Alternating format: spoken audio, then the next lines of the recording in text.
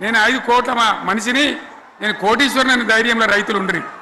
ఇవాళ అడిగేటోడు ఉన్నాడా? ఉన్నదా? ఒక్కటే ఏడాదిలో గింత గల్లంత అవుతుందా? కేసీఆర్ పక్కకు పోగానే ఇంత ఆగమవుతుందా? ఇంకో మాట నేను అడుగుతా ఉన్నా, కరెంటును 35 ఏళ్ళు బాధపడ్డాం. నా బావి కాడ కూడా మోటార్లు కాలిని.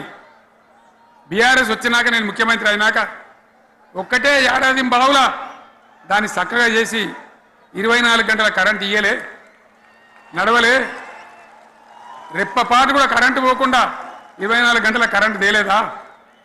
మరి మా అంత సిపాయిలు లేరంటే కేసీఆర్ మంచిగా ఇచ్చిన కరెంటు మీకెందుకు ఇయ్యే శాతం అయితే లేదు అని చెప్పి నేను అడుగుతా ఉన్నా.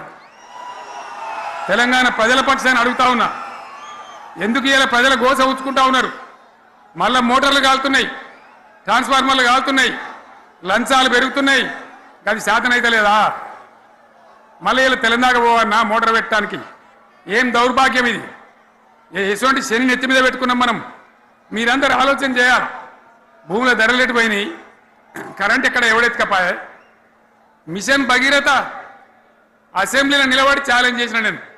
5 ఏళ్ల లోపల ప్రతి ఇంట్లో నల్లా పెట్టి నీళ్ళు లేకపోతే మళ్ళా ఎలక్షన్ల పార్టీ మేము నిలవడం, ఓట్లు అడగము అని చెప్పిన నేను. ఎవరు చెప్పాలి? దమ్మున్నోడే చెప్పాలి. చేసి చూపించినాం, నడిపించినాం, ప్రతి ఇంట్లో నల్లా పెట్టినాం. కృష్ణా గోదావరి నీళ్లు తెచ్చి ప్రతి ఇంటి ముందర దుంకిచ్చినాం. అది మీరందరూ దానికి సాక్ష్యం. ఇలాగా మంచినీళ్ళు కట్నే ఇల్లు పెట్టిన పోయి ఉన్న పథకం కేసీఆర్ హయాంలోనే అయిపోయింది. ఇంకా మంచినీళ్ళు కూడా ఇయ్యే శాతం అయితే లేదా?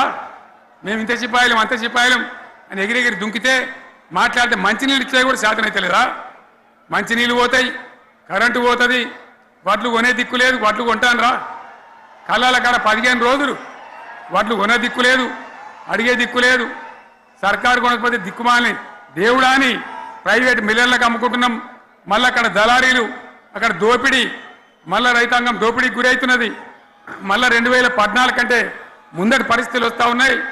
ఆ విధంగా ఎందుకు జరుగుతూ ఉంది? ఇది ఎవరి అసమర్థత? కాంగ్రెస్ ప్రభుత్వం యొక్క అసమర్థత కాదా?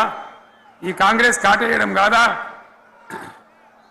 నేను ఒక్కటే మాట మిమ్మల్ని కోరుతా ఉన్నా, ప్రజలకు నేను అడుగుతా ఉన్నా. పేదలు గుడిసెలు వేసుకుంటారు, ప్రభుత్వ జాగాలలో పాపం తెలిసి తెలియక కొన్ని వేసుకుంటారు. బీఆర్ఎస్ గవర్నమెంట్లో హైదరాబాద్తో సహా, వరంగల్తో సహా అనేక పట్టణాలలో, అనేక ప్రాంతాలలో రాష్ట్ర వ్యాప్తంగా లక్షలాది మందికి మేము పట్టాలు ఇచ్చినాం. బుల్డోజర్లు పెట్టి, జేసీబీలు పెట్టి మేము చెరువులలో పూడికెళ్ళి తీస్తే వీళ్ళేమో హైడ్రా అని మన బొందా అని పెట్టి పేదల ఇండ్లు కూడా కొడతా ఉన్నారు. ఆనాడు చెరువు పూడికెళ్ళి తీసిన బుల్డోజర్లు ఇలా పేదల ఇండ్లు కూడా కొడతా ఉన్నాయి. ఇవన్నీ మనం చూస్తూ ఉన్నాం. చూసి మౌనంగా ఉందామా, కొట్లాడదామా, ఏం చేద్దాం అనేది మనం ఆలోచించే సమయం వచ్చింది. దేశాన్ని నంబర్ 1 స్థాయిలో నిలబెడితే ఇవాళ 14వ స్థాయికి 15వ స్థాయికి తీసుకొని పోయినారు. నా కళ్ళ ముందన్న గిట్ల జరుగుతుంది, ఇంత మాయల్యమే అవుతుంది, ఇంత మోసం చేస్తారని నేను కూడా అనుకోలే. ఇలా చాలా బాధ కలుగుతూ ఉంది, చాలా దుఃఖం కలుగుతూ ఉంది. ఇంకా ముందరికి పోవాల్సిన తెలంగాణ ఇలా వెనుకకు అయిపోతున్నా ఉన్నది. మళ్ళా ఎవరు దీనికి కారణం? ఈ దుర్మార్గులు కాదా? నిలబెట్టి ఖచ్చితంగా అడగాల్సిన అవసరం ప్రజలకు లేదా? అడగాలి. ఎందుకోసం? టైం ఇవ్వాలని మేము కూడా టైం ఇచ్చినాం. ఏమంటారు? మీకేసినట్టు మాకేసినరా ఓట్లు, మాకు ఏడాదైనా టైం ఇయ్యరా, ఏడాది అర్థమైన టైం ఇయ్యరా, మీకు కన్నేరురా అని అంటారు.